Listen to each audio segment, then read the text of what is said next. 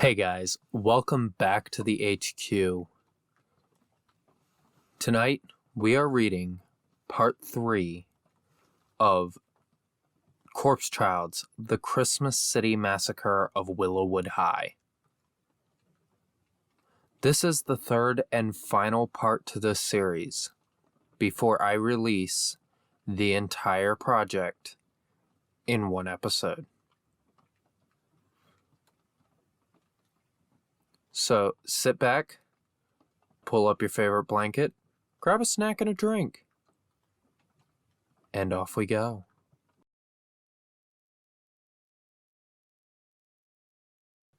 Part of my reawakened brain was trying to figure a way out of this. Another part was just panicking. Then, of course, there was this smaller still part of my brain that was trying to keep myself calm, with the realization that this was all just a dream, right? I won't actually die, right? Maria stood directly in front of me, dagger raised high. The other three gathered at each side of her. I was surrounded. The other three then drew blades of their own. I was already closing my eyes, knowing what was about to come next. I could hear a smooth, sultry, motherly voice, Maria's voice, say aloud, "On this night, the night of cheer, we gather forth in adoration and in fear, for the powers that be will provide, and gone will be the divide between life and death, and no longer shall I need to draw breath. Now the powers that be shall accept this offering, the soul I have for bargaining, and no more shall suffering plague my soul." While most of my brain was preoccupied with the images of my life flashing rapidly before my eyes, it hit me like a 2-ton brick being hurled directly at my face that this was the exact monologue from the play. These were Thomas Thatcher's last words. In the play, that is. Then, that same part of my brain started putting certain other parts of this all together. The stories of Christmas Land always said that a black figure approached Thomas just before he died. Looking back up at Maria, a known and infamous witch, it didn't really take me long to put 2 and 2 together to figure out the reality there. That got me thinking, too, about the fact that he died soon after. Was this how? Was he sacrificed by his own mother? Gone will be the divide between life and death. Those words were looping through my brain when my eyes snapped wide open to the sound of the 3 figures all screaming out in pain. When I looked, they were all on their knees, blades plunged into themselves. Maria was the only one still remaining. Her eyes remained on mine, warm, yet cold at the same time. The eyes of a mother who'd smile as she slipped poison into your drink. At least, that's what it was to me at the time. The 3 figures beside her all fell over. Blood was quick to pool around them. Maria stooped down and smeared her palm in it, before coming over to me, outstretching her hand. I tried retracting from her hand, but with my body the way that it was, frozen stiff, there was no way I was going to be able to. Her finger touched my forehead and began to drag across, drawing something on my face. I couldn't really feel any of it. Thankfully, I suppose. I could see, though, and I could see the grin she wore as she did this. It made me shiver. Far more than even what the cold was subjecting me to. I could hear her excited sort of moaning as she did this, too. I could only imagine what it was she was about to do, or what she was already doing to me. When she finished, she stood up again and raised the blade high, up into the air. She repeated the rhyme before plunging the blade downward a second time. This time, I didn't have the opportunity to close my eyes first. In an instant, the blade came down and everything faded to nothingness. There was absolutely nothing for a long time. A wall of black on all sides of me. That was it. A couple minutes or so after, I began to hear Maria's chorus again, this time joined in by the voice of a little boy. I couldn't see anything yet, but I heard them getting closer and closer. Suddenly they appeared before me. Within the space of nothingness, Maria and little Thomas Thatcher. Both of them, though, didn't look like they did when they were alive. That is to say, they didn't look alive. Both were thin and emaciated, gaunt faces with prominent cheekbones, and 2 black craters where their eyes should have been. When one of them spoke, they both spoke in unison. Joshua, it's time. You've come to transcend this mortal boundary. What are you talking about? I remember asking myself. How the hell is this happening? This is all just a fucking dream. No, Joshua. This is no dream. We speak of your pact to cross over to the immortal realm. Realizing that they could apparently hear my internal dialogue, I asked what any of that was supposed to mean. This was their response. To cross the bounds of mortality is a gift, one that only very few possess the will and courage to take part in. With your devotion, your offering of blood, you have begun the first step into stepping out of the mortal realm. You may traverse the heavens and earth long after even time itself ends. What? Jesus Christ, I was rehearsing for a play. I don't want to. Oh, but you do. You must. Else you would not have uttered the invocation of the sacred rites of the Sisters of the Red Circle. I'm telling you, it's just part of a play, okay? It's part of school. I don't want any of this. I just want to wake up again. I don't even want to be a part of all of this anymore. At all. So you've desecrated our practices and made a mockery of our customs and names, all in the name of performance? Not me. The people at school. They set up the performance. I just have to be a part of it. Why should you be believed? Because I can show you. Come Friday night, I'll show you why.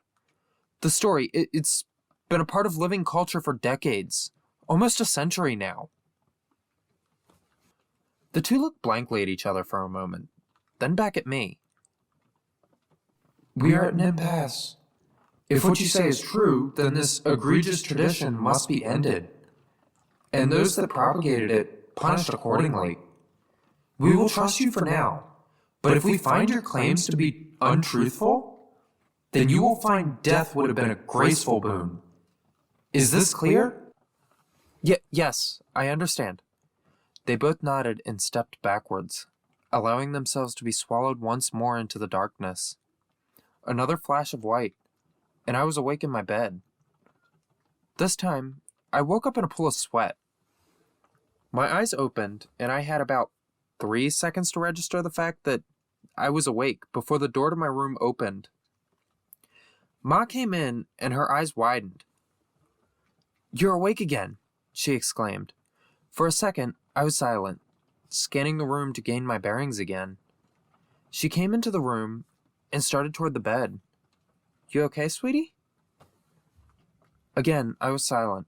My heart rate had calmed back down to normal, but I still had little capacity to answer her question. It was a silly question to ask if you asked me. Was I okay? She had in her hand a wet rag. I looked at it, and she said, "You were tossing and turning up a storm, and you'd started running a fever a little bit ago, so I figured I'd bring you something to try to cool you back off." She began dabbing my forehead with it. While she did this, and while I was staring off into space, all that I could think about was the last thing Maria had told me. Punished accordingly. What was that supposed to mean? What was she going to do? Of course, it wasn't lost on me that she's fucking dead. How is she going to do anything? The same way she was doing what she was doing with me? However she was managing that. Then it hit me. Was she doing anything really? It made sense. I was enthralled with Thomas Thatcher and his curse, and those things had to be an integral part of my town's culture for a long time, right? Is it really that hard to believe that I was just psyching myself out here? Thinking that maybe a witch really did have control over my mind? Because all of the belief and hysteria surrounding all of this. The power of belief is a very powerful force, one that can't be taken lightly. What's funny about that, almost as soon as this thought really started building traction in my head, relief was pretty much instantaneous. My breathing was pretty much going freely. Everything was alright. It was going to be alright. I just knew it.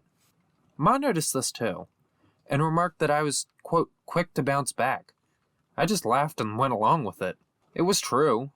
I did bounce back quickly in most circumstances in my life. "You hungry?" she asked. I shook my head. She asked if I was sure, and I said that I was. She squinted for a second, pursing her lips before shrugging and saying, "Oh well, guess you don't want any." She winked and finished with, "Gingerbread men?" My eyes glowed right up. Gingerbread men, of course. How could I have forgotten about that? Every year at Christmas time for the past 17 years I'd been alive at that point, my family has always made gingerbread men, usually spending hours trying to make an entire gingerbread community out of them. It was silly spending all that time for something so elaborate, just to destroy it immediately. Yeah, you slept right through most of it. My heart started to sink. I'd missed the gingerbread man making, all for some stupid belief. Ma's sly grin returned, and she added, "Lucky for you, I made sure we saved you a few." I smiled and bear-hugged the shit out of her. "Thanks, Mom." She giggled, and we hugged for a moment before I sprang out of bed and bounded downstairs. I couldn't wait to dive in. Much of the rest of the week went like that, too.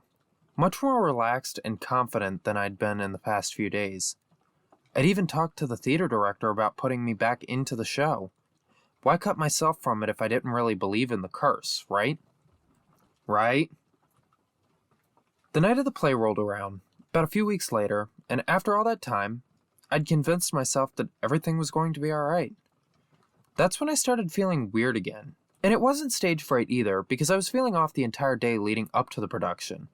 I couldn't explain it, but somehow I sort of knew something was going to happen with this play. Something big. All the same, I did as I had that night in my room. And I buried it deep down and told myself to stop being a pussy. I was fucking up my own head. That was all. I didn't believe in any of that curse shit, and so there was absolutely nothing to be afraid of. "We must end this tradition of yours." I remember getting dressed into my costume when I looked up into the mirror and thought I saw Maria. I wiped my eyes, and when I looked again, there she was. Or at least the most convincing copycat of her capable from a senior girl. I closed my eyes and sighed, once again, psyching myself out. I splashed some water on my face and slapped myself a couple times. Enough's enough, I told myself. You're gonna be fine.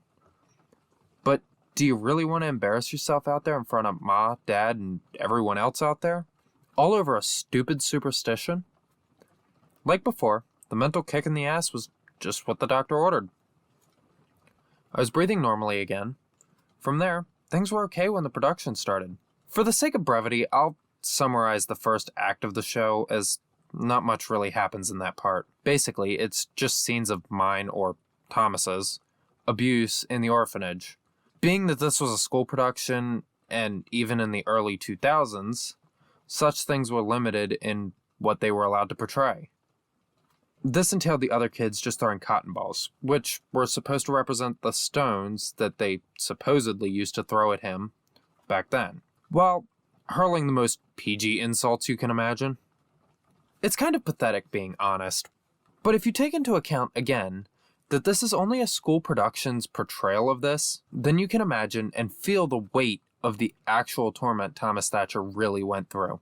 The second act, however, when Thomas begins planning to run away from the orphanage, was when that feeling returned. Something I also have to point out is that whenever this happened, it was always abrupt in some fashion.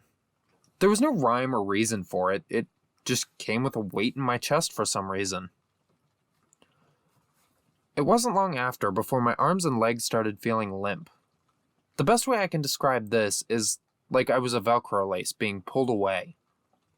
I was being pulled out of my body, so to speak. How or by whom, or far less why, I had no fucking clue. The next thing I knew, in what seemed to be an instant, darkness started creeping into the corners of my eyes. I could hear the world around me, still hearing the other kids in their parts, but I was fading back out of it, and fast. Nausea forced me down on my knees. No one seemed to notice, or if they did, they weren't saying anything. I tried to stumble forward, but one step and my leg was numb. How I managed to stay upright, I'll never know. Then, just like how it came, the nausea, it all vanished, and I was back to normal. I was back on the stage, front and center. For a moment, everything was silent and everyone's eyes were on me. I looked around for a moment at the set and realized what scene this was. The snowy streets, the dim lights, and the girl I mentioned earlier, dressed up as Maria Thatcher, standing in front of me. This was Thomas's monologue. This was his curse. The curse isn't real, goddammit, get a hold of yourself! With my mind clear again, I performed the monologue with all the sincerity the part warranted. On this night, the night of cheer, we gather forth in adoration and in fear, for the powers that be will provide, and gone will be the divide between life and death, and no longer will I need to draw breath. Now the powers that be shall accept this offering, the soul that I have for bargaining, and no more shall suffering plague my soul. The second the word soul left my mouth, the world went black for me. Just like whenever I'd go into those dreams from before. It was like that, abrupt and involuntary. Except this time, there was no dream. I was conscious or possessed some kind of awareness similar to that, but there was no setting, nothing. Everything was just a space of black nothingness. I don't know how long it was like this. I know that compared to the other times that this happened, it felt at least twice, if not thrice as long as before. I remember hearing just before I did come back out of it, what sounded like at least 100 or so people all screaming in unbearable agony. At what or why, though, I couldn't say at first. No, that I wouldn't find out until I was actually unlucky enough to wake the hell up. I woke up, sprawled out on the stage. The first thing I noticed when my eyes opened was that the auditorium was quiet. Quiet enough to hear a pin drop. Around me, everyone else was sprawled out on the ground too. All of the parents, the theater director, and even the other kids were all laid spread eagle on the ground in pools of blood. My heart went from 0 to 100 in like half a second. What the fuck just happened? I ran over to where my parents' bodies were. When I turned them over, I was greeted to another shock. Their faces were gone. Where their faces should have been, there was only a blank space. Their faces were all smooth and waxy. When I turned over a couple of the others, they were all the same. They were all dead, and I had no idea how or why. The first thing that came to mind was that the killer might have still been in the building, so I hauled ass right out of there. By instinct, I made a break for the police station, right down the road from the school. Convenient, sure, but it sure helped in the event of any school shooter threats. You know. Anyway, I ran into the station in the middle of the night. I must have looked like a madman, and I really must have sounded the part, because when I tried stammering out as best as I could what had happened at the school, the officers looked at me with both of their eyebrows cocked sideways. Sure enough, crazy or not, they managed to listen, and we went back to the school. I distinctly remember one of the officers with me's jaw dropping open the minute he saw the display in the auditorium. Things kind of blur from here, so I'll hit the highlights. I was obviously suspect number 1, given that I was there during the times of their death. Quick examinations, however, ruled that out. How could I, a child, not only murder an entire room full of people, most of which were adults, and moreover, how could I have done what had been done to them? Then again, who could have? And also how? Well, that answer came to me in another dream. Only a few hours later, I had fallen asleep while in police custody, and it was a lot like the last time. With Maria and Thomas standing in front of me, "The transgressions of your people have been amended.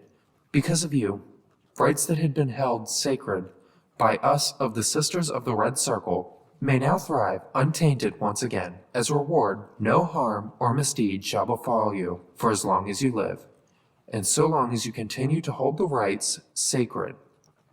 Tell no one of what you've seen or heard, lest the blessings be undone." After that, I woke up again. From that point on, true to her word, fortune indeed befell me. I managed to call Vern, giving him a brief rundown, and he asked if I needed to crash with him and his folks for a while. So that's what I did for the next year and a half. Willowwood High was shut down for a month following the incident, and during that time, Vern's folks decided to homeschool us for the remainder of the year. We managed to finish and graduate, and me and Vern both managed to get good jobs working at an up-and-coming tech company, thanks to Vern's dad, who's a successful tech Mongol having a few connections. We both started making bank within our first few months, and it wasn't long after that I was able to find a place of my own. About a year after that, I met the love of my life, Melinda, and we got married. I learned just last week, too, that we would be expecting our first child this Christmas. That, I suppose, is one of the biggest regrets I'll have about writing all of this. Sure, again, I could just be psyching myself out again, but then, was that what happened back then? At this point, I really can't say for certain anymore. I didn't believe in superstitions, but what explanation was there for what happened at Willowwood High that night? I don't believe in luck or curses, but I do believe in facts. And the facts are, over 100 people lost their lives mysteriously at Willowwood High in December of 2001, during a production of Christmas City. And whoever did it has never been found or identified. Thank you guys so much for watching tonight's episode. I hope you guys really enjoyed the Christmas City Massacre of Willowwood High by Corpse Child. I know I really enjoyed reading it. It was a lot of fun to read, and I got to really get into these characters, or at least I really got to get into my character. It was a lot of fun. I'm really looking forward to reading more stuff like this for you guys. Let me know what you guys think. Anyway, see y'all.